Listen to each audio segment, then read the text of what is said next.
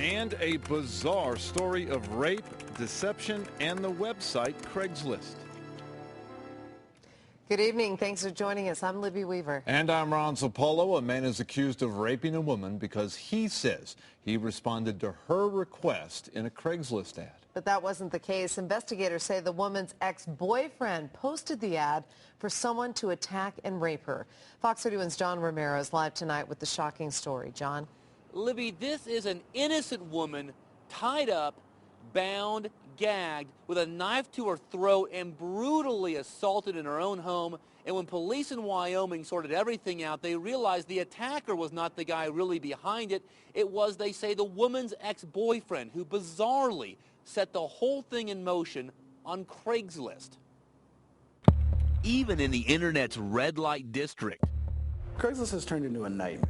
It was a shocking offer. With the evolution of the technology comes the evolution of the crime. A supposed woman named Sara asking for a, quote, aggressive man to rape her in her own home. It was her fantasy, the posting said, but the reality, according to police, was that the whole thing was written by this man, an ex-boyfriend, U.S. Marine Jebediah Stipe. I knew it would catch people's attention because it's different. The allegations are different. Wyoming prosecutors now say Stipe responded to the man who responded to the ad, gave out his ex-girlfriend's address and picture. It's a little different than an allegation I might have seen 20 years ago. One of the willing attackers was 26-year-old Ty McDowell, and police say on December 11th he committed the brutal crime and is now charged with rape, even if he contends he was just doing as he was told. We certainly anticipated that and will be ready to answer that with our evidence. Stipe is charged with being an accomplice. The same scumbags that are out here in the real world that are committing crimes are going to find their way onto the internet. And internet security expert Charles Tendell says in this case there's little anyone can do. Every once in a while, Googling yourself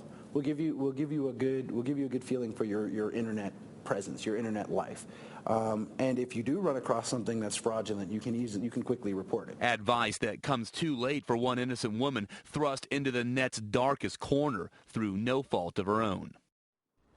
You know, both those guys you just saw there are in jail tonight in Wyoming.